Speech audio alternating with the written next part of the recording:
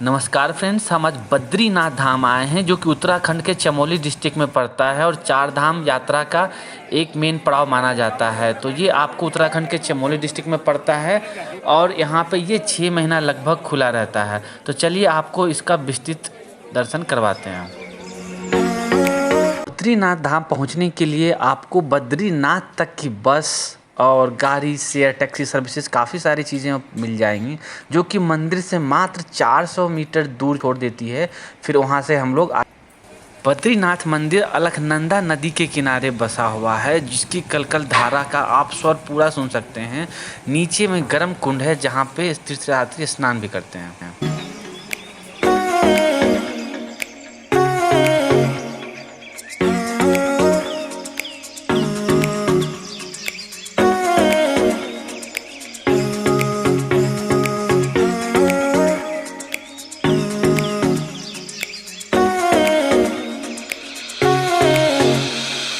मंदिर परिसर में खड़ा होके आपको अलकनंदा का स्वच्छ जल दिखा रहा हूँ और जिस अलकनंदा नदी के पास में गर्म कुंड ये बना हुआ है जहाँ पे भक्तजन स्नान करते हैं और फिर यहाँ पे दर्शन करते हैं।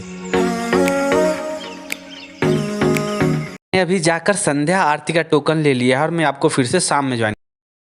अभी शाम के 7 बजे हैं और मंदिर में आ चुका हूँ और रात का दर्शन बिल्कुल भव्य, बिल्कुल अलग ही मनमोहक दृश्य देखने को मिला।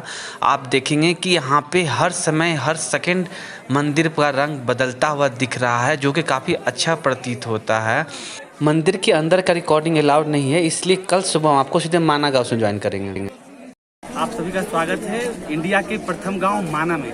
आज माना में हम आपको दिखाने जा रहे हैं गणेश जी की गुफा, वेद व्यास जी की गुफा और पांडव जिस रास्ते से होते हुए स्वर्ग की ओर गए। हम सबका दर्शन करवाएंगे। आगे वीडियो में बने रहिए। धन्यवाद।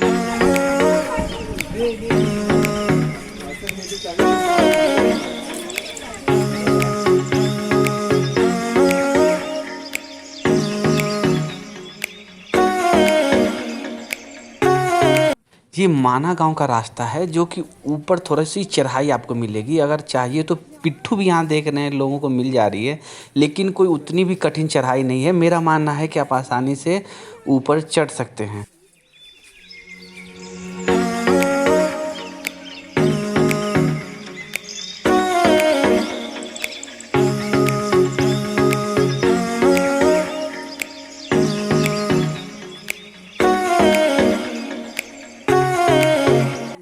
जब आप थोड़ा आगे चलते हैं तो आपको यहाँ पे दिखता है भीम पुल, सरस्वती धाम, केशव प्रयाग, गणेश गुफा और व्यास गुफा। तो आप इनको जाने वक्त या लौटने वक्त किसी भी टाइम में कवर कर सकते हैं। हम सोच रहे हैं लौटने वक्त इन सबको कवर करेंगे।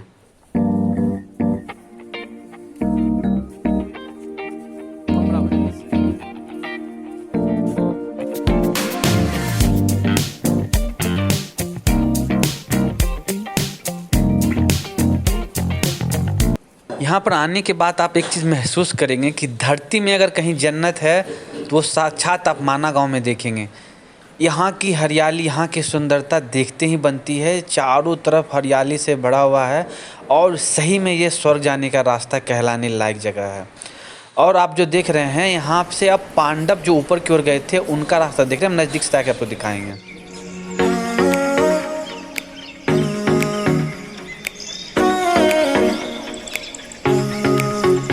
यहाँ पर माता सरस्वती जी का मूर्ति रखा गया है। लोग यहाँ आके पूजा कर रहे हैं और आप यहाँ से जल भी ले सकते हैं। भारत में सिर्फ माना गांव में ही आप सरस्वती जी का उद्गम स्थल देख सकते हैं और कितना मधुर स्वर पानी गिरने से आ रहा है, आप ये महसूस कर सकते हैं।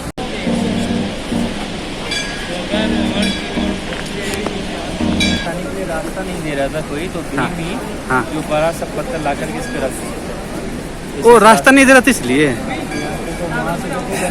हाँ हाँ, वहाँ ये जो प्रथम गांव का पिलर लगा हुआ है वहाँ से लेके आप जो ये पत्थर देख रहे हैं, रास्ता यहाँ तक देख रहे हैं, यहाँ तक भीम ने बड़ा सा पत्थर ला के रखा था ताकि रास्ता बन सके ऊपर स्वर्ग की ओर जाने के लिए।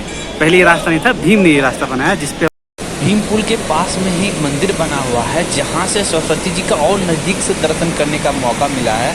वही आपको दिखा रहे हैं। यहाँ से आप देख सकते हैं पानी कितना स्वच्छ और साफ है और आगे की ओर बढ़ रहा है और कितनी अच्छी मधुर ध्वनि आ रही है।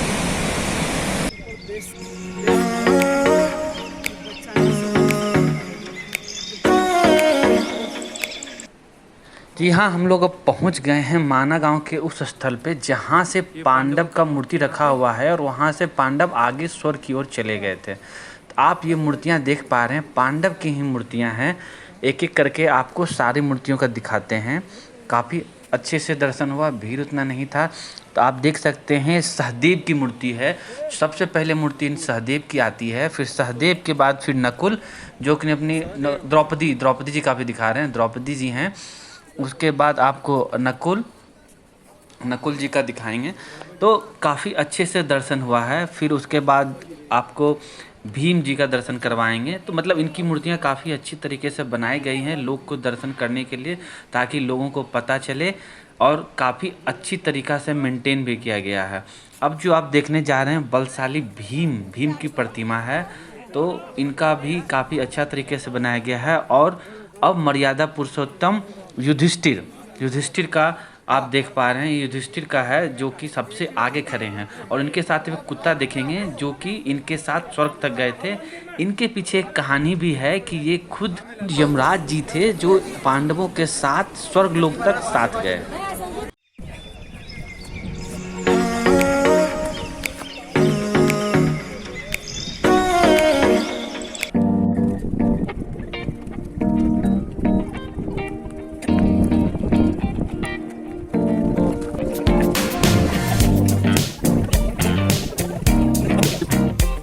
नमस्ते।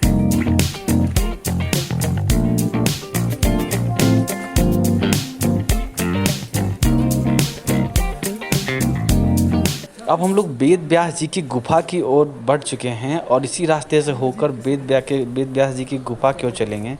ऊपर से वेद व्यास की गुफा से पहुंचने से पहले आपको बहुत अच्छा अद्भुत नज़ारा दिखता है। और अब वेद व्यास जी के दरवाजा की साइड चलते हैं। देखिए यही द्वार है, लेकिन अंदर आपको फोटोग्राफी वीडियोग्राफी करना मना है। तो दर्शन इसके बाद सीधे आपको गणेश गुफा के करवाते हैं। अब हम गणेश गुफा आ चुके हैं। यही रास्ता है, पे मंदिर का घंटी है, गेट पे आप बजा सकते हैं। उसके बाद अंदर जाइएगा तो यहाँ पे यही मेन गुफा है। यहाँ भी अंदर वीडियोग्राफी करना मना है, इसलिए अंदर कोई भी वीडियोग्राफी या मैंने नहीं कुछ वीडियो नहीं बनाया, बट बाहर से आपको दिखा दे रहा हूँ, बाहर से अलाउड है। जब आप वेद व्यास जी की गुफा से आते हैं तो इसी रास्ते से आपको नीचे जाना होता है और इसी रास्ते से सड़क से चढ़ते हुए जब आपको ऊपर आएंगे तो आपको गणेश गुफा मिलेगा और गणेश जी का यहाँ दर्शन हो जाएगा। कि मुझे पता चला कि महाभारत की रचना कैसे हुई। महाभारत के लिए गुरु वेद व्यास जी ने गणेश जी का मदद लिया लिखने के लिए। तो गणेश जी का गुफा आप देखेंगे तो नीचे है, जो कि अभी जस्ट आपको दिखा रहे थे, और वहाँ पे वो बैठ के वो पूरा महाभारत का रचना किए हैं। और जो आप देखेंगे इसी रास्ते से हम लोग आए थे, और जो वेद व्यास रहते थे वो ऊपर रहते थे। तो क्या होता था कि इन दोनों के बीच में वेद व्यास ऊपर से वेद पढ़ते थे और गणेश भगवान को नीचे लिखना होता था। लेकिन इस क्रम में क्या होता था कि गणेश जी जब लिखना शुरू करते थे और वेद व्यास जी ऊपर से बताते थे, तो सरस्वती नदी का बहुत तेज ब्याग था, जो कि आप सुन पा रहे हैं। इस ब्याग से उन्हें लिखने में काफ़ी दिक्कतें होती थी। वेद व्यास जी से बात करके उन्होंने सरस्वती माता से शांत होकर आगे बढ़ने का रिक्वेस्ट किया और फिर पूरा महाभारत लिखा गया। धन्यवाद।